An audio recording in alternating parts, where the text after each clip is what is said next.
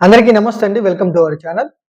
AP deputy CM Pawan Kalyan గారు ఆంధ్రప్రదేశ్ రాష్ట్రంలో ఏ ఇతర ముఖ్యమైనటువంటి ప్రజా సమస్యలు లేనట్టుగా, ఒకవేళ ఉన్నా కూడా అవి నా దృష్టికి రాలేదు అన్నట్లుగా ఆయన మద్యం అధిక రేట్లకు అమ్మటం అనేటువంటి ఒక సమస్య మీద ఆయన స్పందించినటువంటి తీరు చూస్తా ఉంటే చాలా హాస్యాస్పదంగా అనిపిస్తా ఉంది.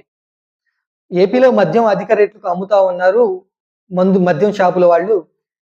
దీనివల్ల కూటమి ప్రభుత్వానికి చెడ్డ పేరు వస్తా ఉంది. రాష్ట్ర వ్యాప్తంగా కూడా నాకు ఫిర్యాదులు వస్తా ఉన్నాయి. కాబట్టి సంబంధిత శాఖ అధికారులు ఈ ఈ విషయం మీద చర్యలు తీసుకోవాలి అంటూ తన శాఖ కాకపోయినా వేరే ఇతర మంత్రిత్వ శాఖ మీద ఉప ముఖ్యమంత్రి స్థానంలో ఉండి పవన్ కళ్యాణ్ గారు ఇచ్చినటువంటి ఆదేశాలు చూస్తా ఉంటే చాలా అంటే చాలా హాస్యాస్పదంగా అనిపిస్తా ఉంది. రాష్ట్రంలో ప్రస్తుతం 3 ముఖ్యమైనటువంటి అంశాల గురించి రాష్ట్ర ప్రజానీకమంతా కూడా చర్చించుకుంటా ఉన్నారు. రాజకీయ ఉద్రిక్త పరిస్థితులు ఉన్నాయి. ఏ ఇద్దరు ముగ్గురు కలిసినా కూడా ఈ 3 విషయాల గురించి మాట్లాడుకుంటా ఉన్నారు. ప్రస్తుతం చర్చ జరుగుతున్నటువంటి ఈ 3 అంశాలు మనకి ముఖ్యమైనవి కావు. మద్యం అధిక రేట్లుగా అమ్మటం ముఖ్యమైనటువంటి విషయం అన్నట్లుగా పవన్ కళ్యాణ్ భావించడం చూస్తామంటే నిజంగానే సిగ్గుగా అనిపిస్తా ఉంది. చాలా బాధ అనిపిస్తా ఉంది. చాలా హాస్యాస్పదంగా అనిపిస్తా ఉంది. 3 ముఖ్యమైన అంశాలు ఏమిటి అంటే, పవన్ కళ్యాణ్ పార్టీకే సంబంధించినటువంటి ఎమ్మెల్యే అరవ శ్రీధర్ రాసలీలలు గురించి ప్రజలంతా కూడా మాట్లాడుకుంటా ఉన్నారు. 2 కోట్లాది ప్రపంచవ్యాప్తంగా కోట్లాది మంది భక్తులను సొంతం చేసుకున్నటువంటి కీలకమైనటువంటి తిరుమల లడ్డూలో ఎటువంటి జంతువుల కొవ్వు కలవలేదని సిట్టిచ్చిన నివేదిక. ముఖ్యంగా ముఖ్యమంత్రి చంద్రబాబు గారు చెప్పినట్టు జంతువుల కొవ్వు, మరీ ముఖ్యంగా ఇదే పవన్ కళ్యాణ్ గారు ఆరోపించినట్లుగా తిరుమల లడ్డూలో ఎటువంటి బీఫ్ కొవ్వు, పంది కొవ్వు, ఫిష్ ఆయిల్ కలవలేదని సిట్టి నివేదిక ఇచ్చింది. దీని గురించి కూడా రాష్ట్ర వ్యాప్తంగానే కాదు, దేశవ్యాప్తంగానే కాదు, ప్రపంచవ్యాప్తంగా కూడా హిందూ మతాన్ని ఆచరించేటువంటి అందరూ కూడా చర్చించుకున్న పరిస్థితులు ప్రస్తుతం ఉన్నాయి. 3వది రాష్ట్రంలోని శాంతి భద్రతల గురించి కూడా మాట్లాడుకుంటా ఉన్నారు. పవన్ కళ్యాణ్ గారు ఉన్నారు కదా, కూటమిలో ఉన్నటువంటి ముఖ్యమైన తెలుగుదేశం పార్టీ ఉంది కదా, టీడీపీ పార్టీ. ఆ టీడీపీ పార్టీకి సంబంధించినటువంటి ఒక ప్రజాప్రతినిధి, ఆమె భర్త, ఆ పార్టీకి సంబంధించినటువంటి నాయకులు, కార్యకర్తలు ప్రత్యర్థి రాజకీయ నాయకుల ఇళ్ల మీద దాడి చేయటం, అంబటి రాంబాబు ఇంటి మీద ఆయన మీద దాడి చేయటం, ఆయన ఇంటిని తగలబెట్టడం, తర్వాత జోగి రమేష్ ఇంటిని కూడా తగలబెట్టడం, ఈ ఈ విధంగా రాష్ట్రంలో శాంతి భద్రతలు దెబ్బతిన్నాయి అని రాష్ట్రం అంతా కూడా ప్రజలంతా కూడా మాట్లాడుకుంటా ఉన్నారు.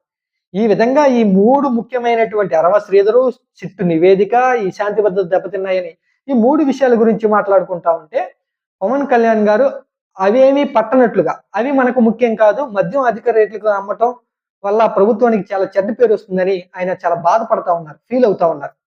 మద్యం అధిక రేట్లకు అమ్మటం వల్ల ప్రభుత్వానికి చెడ్డ పేరు వస్తుందని పవన్ కళ్యాణ్ గారు భావిస్తున్నారు. కానీ ఒక ఎమ్మెల్యే, అది తన పార్టీకే సంబంధించినటువంటి ఎమ్మెల్యే రాసలీల వల్ల కూటమి ప్రభుత్వానికి చెడ్డ పేరు వస్తుందని పవన్ కళ్యాణ్ గారు ఎక్కడ కూడా భావించట్లేదు.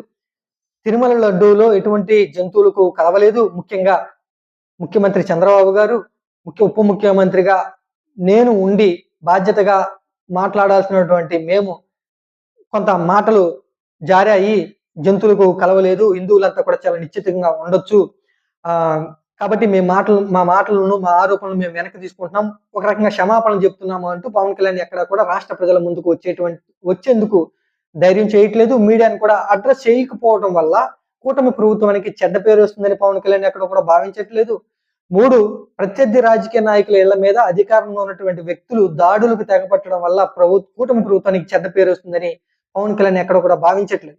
మద్యం అధిక రేట్లకు అమ్మటం వల్ల కూటమి ప్రభుత్వానికి చెడ్డ పేరు వస్తుందని పవన్ కళ్యాణ్ గారు తెగ ఫీల్ అవుతా ఉన్నారు. ఇక్కడ ముఖ్యమైనటువంటి ప్రజా సమస్యలను పట్టించుకోకుండా అనవసరమైనటువంటి, ఒక రకంగా అనవసరం ఏం కాదు, మద్యం అధిక రేట్లకి అంటే అత్యంత ప్రాధాన్యత లేనటువంటి సమస్య మీద పవన్ కళ్యాణ్ గారు స్పందించిన తీరు చూస్తా ఉంటే జనసేన పార్టీకి సంబంధించినటువంటి నాయకులు, కార్యకర్తలు కూడా ఒకంత హాస్యాస్పదంగాను, లేదా వాళ్ళు కూడా తలదించుకోవాల్సినటువంటి పరిస్థితి పవన్ కళ్యాణ్ యొక్క స్పందించిన తీరు మీద కనిపిస్తా ఉంది. ఇక్కడ పవన్ కళ్యాణ్ గారు అధికారంలోకి వచ్చిన తర్వాత ముఖ్యమైనటువంటి ప్రజా సమస్యల మీద గట్టిగా మాట్లాడినటువంటి పరిస్థితులు ఎక్కడా కూడా లేవు. లేదా ఆ సమస్యకు పరిష్కారాన్ని చూపించడానికో, లేదా ఉప ముఖ్యమంత్రి స్థానంలో ఉండి ఆయన ఈ సమస్యను ఇలా చేద్దాం, అలా పరిష్కరిద్దాము అని ఎక్కడ కూడా సలహాలు, సూచనలు ఇచ్చినటువంటి పరిస్థితులు, దాఖలాలు కూడా లేవు.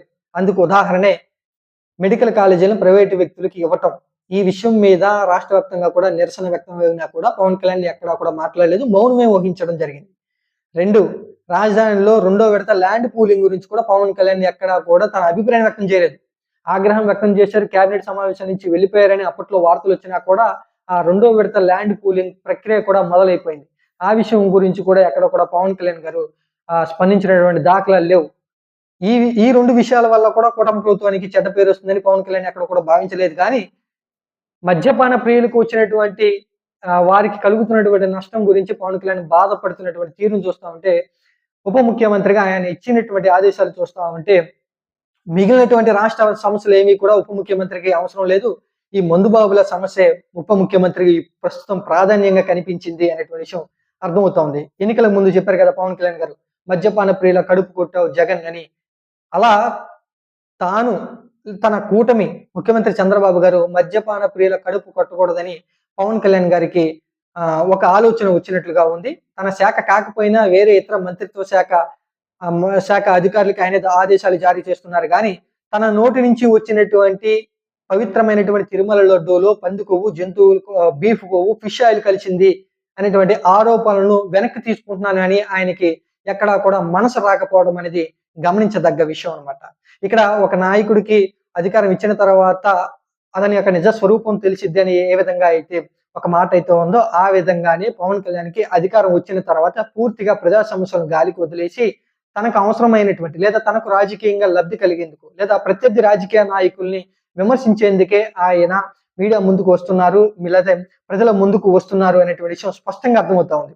ఇక్కడ మద్యం అధిక ధరలకు అమ్మటం వల్ల ప్రభుత్వానికి చెడ్డ పేరు వస్తుందని పవన్ కళ్యాణ్ భావించడం చాలా అంటే చాలా సిగ్గుచేటు, తలదించుకోవాల్సినటువంటి విషయం అన్నమాట.